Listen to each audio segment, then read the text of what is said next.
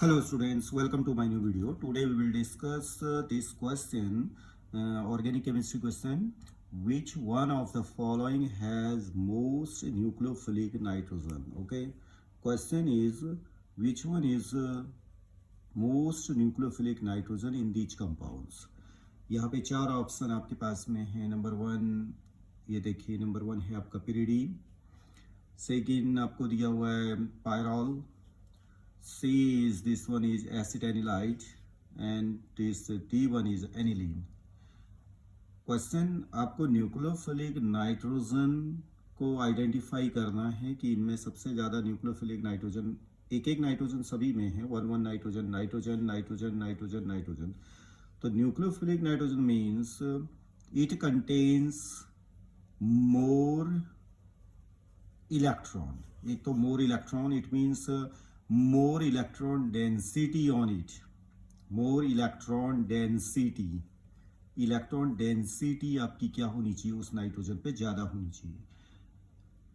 If electron density more, then it can easily attack on positive centre. That's why nucleophilic nitrogen. Nucleophilic nitrogen means जो nitrogen आसानी से किस पे attack करे? आपके पॉजिटिव सेंटर पे. पॉजिटिव सेंटर पे अटैक करने के लिए उसके पास में अपने आप में इलेक्ट्रॉन की डेंसिटी क्या होनी चाहिए? ज़्यादा होनी चाहिए. मोर इलेक्ट्रॉन डेंस वो होना चाहिए. अब वन बाय वन आप देखिए. पहला जो पिरिडीन आपको दिया हुआ है, ये पिरिडीन आपके पास में है.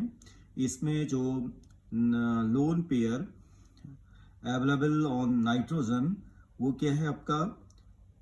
अल्टरनेट अवेलेबल है या कैसे अवेलेबल है वो देखिए. पाई बॉन्ड के साथ में नाइट्रोजन है, उसी के साथ में लगा हुआ है. क्या ये लोन पेयर आपका रेजोनेंस में पार्टिसिपेट करेगा? वो देखना है आपको. एक तो पिरिडीन है. दूसरा देखिए पायरॉल. पायरॉल में क्या है आपका? नाइट्रोजन के ऊपर एक लोन पेयर है, one lone pair over the nitrogen, and this can conjugately available lone pair then single bond then pi bond. It means alternate ये available है, lone pair, single bond, double bond. pi cloud के साथ में ये alternately available है, conjugation में है. तो it means this can participate in resonance. ये रेजोनेंस में पार्टिसिपेट कर सकता है. जैसे कि आपका ये नाइट लोन पेयर है, लोन पेयर आपका यहाँ शिफ्ट करेगा तो ये नेक्स्ट कार्बन पे शिफ्ट करेगा, तो यहाँ डबल बॉन्ड आएगा आपका, और ये आपका पाई बॉन्ड शिफ्ट होकर के यहाँ पे क्या ले आएगा? आपका नेगेटिव ले आएगा. इस तरह से ये कॉन्जुगेशन में पार्टिसिपेट करेगा. ओके, अब आप देखिए कि जो आपका एसिटाइलाइड है, एसिटाइलाइड, यहाँ पे जो नाइट्रोजन है, क्या ये लोन पेयर अवेलेबल है फॉर डोनेशन? क्या ये आपके इलेक्ट्रॉन डेंस रहेगा, या लोन पेयर जो है आपका lone pair over the nitrogen यहाँ पर अवेलेबल है, but this can participate during the resonance और नॉट? ये अब देखिए स्ट्रक्चर में बताते पहले देखिएगा. स्ट्रक्चर में आपको क्या होगा? जब आप इसका पूरा स्ट्रक्चर बना लेते हैं तो आपके पास में क्लियर आंसर आ जाएगा कि ये लोन पेयर अवेलेबल है डोनेशन के लिए, या रेजोनेंस में जो है वो पार्टिसिपेट कर गया. आप देखिए, lone pair then single bond then double bond. It means alternately available. This lone pair can participate during resonance. Resonance में ये ऐसे भी पार्टिसिपेट कर सकता है, ये नेक्स्ट कार्बन पे शिफ्ट हो सकता है. एक तो यहाँ से हो सकता है आपका. दूसरा, ये लोन पेयर देखिए अटैच्ड विद दिस कार्बोनिल. ये कार्बोनिल जो है आपका एसिटाइल ग्रुप जो ये है, उसका कार्बोनिल जो है, यहाँ भी ये लोन पेयर यहाँ भी पार्टिसिपेट कर सकता है, जिससे कि ये पाई बॉन्ड आपका यहाँ शिफ्ट करेगा तो ये यहाँ आपका क्या हो जाएगा? शिफ्ट हो जाएगा. इट मीन्स यहाँ पर भी आपका नाइट्रोजन में लोन पेयर अवेलेबिलिटी नहीं रहेगी, और ये लोन नाइट्रोजन जो है little bit bear the positive charge.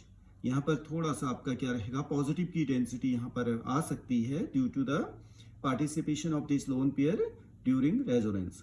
तो यहाँ आपके लिए क्लियर हो गया कि यहाँ पर भी रेजोनेंस हो रहा है. ये आपका नाइट्रोजन का जो लोन पेयर है वो रेजोनेंस में पार्टिसिपेट कर रहा है. ये है आपका एनिलीन.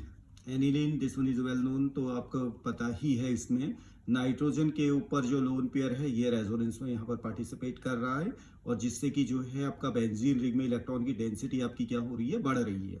तो इट मीन्स यहाँ पर भी नाइट्रोजन के ऊपर जो लोन पेयर है, इट मीन्स पार्टिसिपेशन की वजह से नाइट्रोजन में क्या आ जाएगा, आपका पॉजिटिव चार्ज आ सकता है। तो जब ये पॉजिटिव चार्ज आ सकता है तो इट मीन्स इसमें इलेक्ट्रॉन की डेंसिटी क्या हो जाएगी, कम हो जाएगी। तो among these four the best availability of the nitrogen which contain more electron, अगर जिसके पास में ज्यादा इलेक्ट्रॉन हो कंपेरेटिवली, ठीक है, अवेलेबिलिटी सबके पास में एक एक लोन पेयर है, बट वो कहीं दूसरी जगह पर पार्टिसिपेट कर रहे हैं। लोन पेयर जो है रेजोनेंस में जा रहा है, लोन पेयर जो है आपका कार्बोनिल के साथ में भी रेजोनेंस कर सकता है, लेकिन पिरिडीन में जो नाइट्रोजन के ऊपर जो लोन पेयर है ये रेजोनेंस में पार्टिसिपेट नहीं कर रहा है। तो इससे क्या होगा कि इसकी अवेलेबिलिटी क्या होगी, आपकी ज्यादा होगी किसके में अटैक करने के लिए, जो जहां पर जो है आपका पॉजिटिव सेंटर होगा। दूसरा पॉइंट एक और आप देख सकते हैं कि यहाँ आपके जो हाइब्रिड स्टेट भी आप देख रहे हैं, यहाँ पर कौन सी हाइब्रिड स्टेट है, 1 2 3 या sp2 हाइब्रिड स्टेट है, ठीक है ना।